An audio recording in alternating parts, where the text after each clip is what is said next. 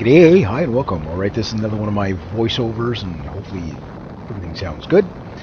Alright, so today's topic is going to be about trust. Yes, trusting your motorcycle. When you first buy a motorcycle, it doesn't really matter if it's new or used, there's going to be a get to know you period. And particularly with the used vehicles, you always have a little bit more, I wouldn't say paranoia, but a little more suspicion towards the bike. Is it going to be reliable? Is there any major problems with it? Is there quirks and quirks that you gotta, discover? At different speeds, do different things. How's the low speed handling on it? That type of thing. Is it stable in a corner? How's it in the wind?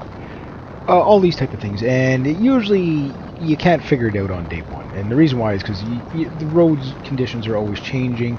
How does it handle bumps? How's the suspension? How is the traction? If you have traction control or whatever.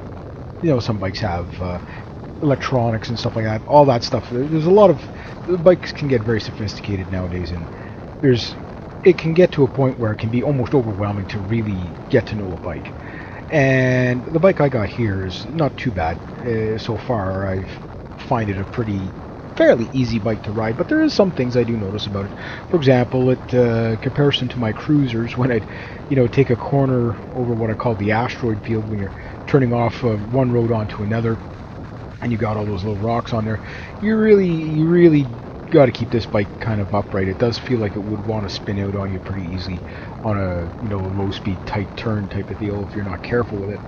But it handles very well at high speeds and moderate speeds, obviously, and stuff like that. And also, its response times at just cruising along at highway speeds, or whatever the speed limit is in sixth gear. Yeah, the bike's a bit lazy when you're in sixth gear just putting along. Because you don't have full power at the back wheel, but when you're like, say, first, second, third, and fourth, it seems like the bike is just perfectly balanced and perfectly powered, that type of thing, kind of almost no matter what speed you're going.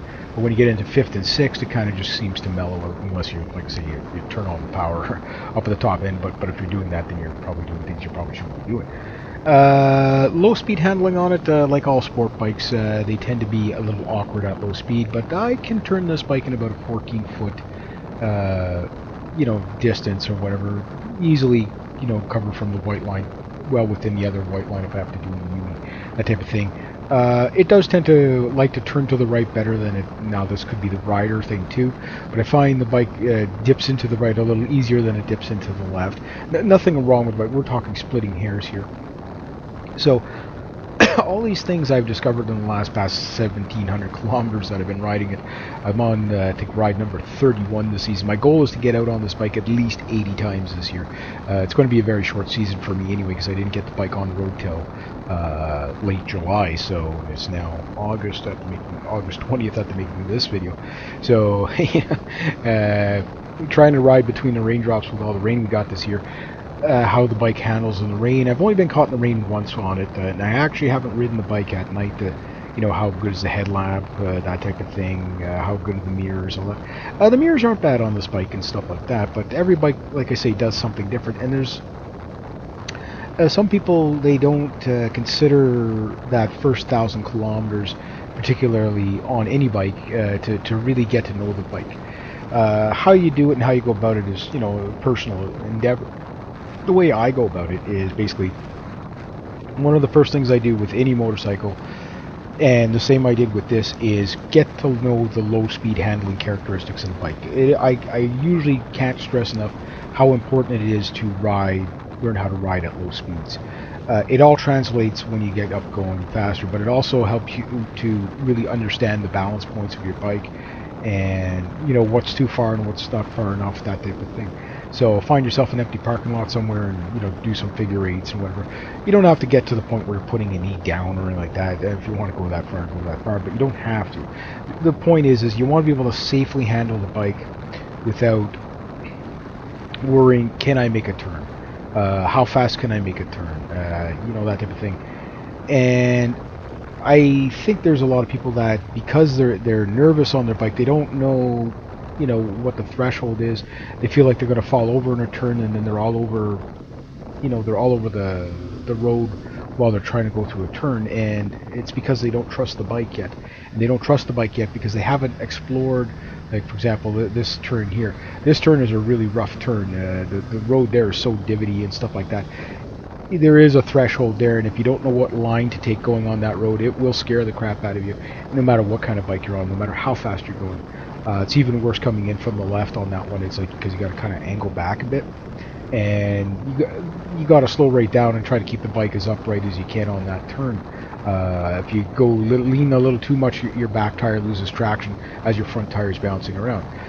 But if you know what your lean angles are, because you can understand how fast you can go on these turns and stuff like that. So take things slow at first. If you have to slow down a little bit more than normal, slow down a little bit more than normal. Warn people behind you. One of the best ways, one of the things I've been doing, and again, I used to do it years ago, is just before I'm coming to a stop, rather than brake check people and basically like tap the brake to slow people down behind me, what I do is I just put my arm out, because it seems like you get what I call the matador effect, when you tap your back brake just to let people know you're slowing down, but you're not actually slowing down. Because they're usually a lot of times following too close, they tend to jam on their brakes, and they're like, why is this idiot doing this? But if you put your arm out, your speed is still consistent, but you catch their attention, and then when you catch their attention, they're like, okay, this guy's doing something. What the hell's he? Oh, he's slowing down. That's what he's doing. So you slow down, you move off to the side. Sometimes people go around you, sometimes they'll wait, depending on where you are, and you just adjust to those conditions. But you take, say, the first time you take a corner like that, you'll take it at, say, slow right down to, say, like 10 clicks. Okay, 10 clicks is fine. Then if it's a nice day, okay, 8 clicks might be the threshold on a rainy day, because that road, even on a dry day, because it's so divotty and stuff like that, and because it is a stop, usually you get all these big tractor trailers and everything. There's always some sort of fluid seems to be dropping off of those, and those kind of intersections can sometimes be really, really kind of greasy. If greasy is a term I use. When you hear a biker say, "Oh man, that spot is greasy," it could be a nice sunny day and the road could look perfectly fine, but it could be just the debris that are on the road. You'll feel between the tire and the road, you'll feel like a slick, and you could tell that if you were to be abrupt with it, that you might end up with spinning out or whatever.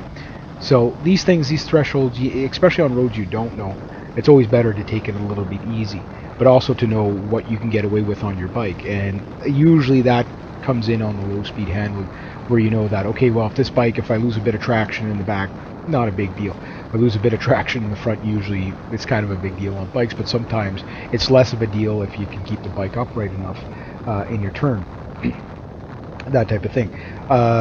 You really have to learn how to adjust to the road conditions on the bike you're on. But getting to know that, again, you have to experience the bike a bit just to kind of get to know it. Now, the road conditions in my area, I'm mostly on highway, not stop-go traffic where I am too much yet. One of the things I do notice about this bike is it does run hot. So if I'm running, say, 74 to 80 Celsius on this bike, the second I start slowing down, this thing goes up to like 97 to 104, and the fan will come on at 103. They say shut her off at 109 or 115, or else you're cooking the engine. That type of thing. So this bike just tends to run hot, but it tends to, like, if I'm sitting there idling, it'll go like 105, whatever, the fan will come on, temperature will come down a bit. I've seen 106 is the highest I've seen so far. That type of thing. I've never had to shut the bike off, but I haven't been in stop-go traffic with it yet. Strangely enough, this bike, for me, for example, I wouldn't really recommend riding in shorts or anything like that. But the heat that does come back past my legs and stuff like that, the bike doesn't seem... It seems like you could ride it in shorts. It's just your legs would get a little bit toasty and warm. But you wouldn't be scalded, say, like on a... What I hear about the Panigales, where the Ducati Panigales, they pretty much leave burn marks on you if you're riding with just jeans on. Where a bike like this, it runs warm, it runs hot, but it doesn't seem to be obscenely hot to the rider.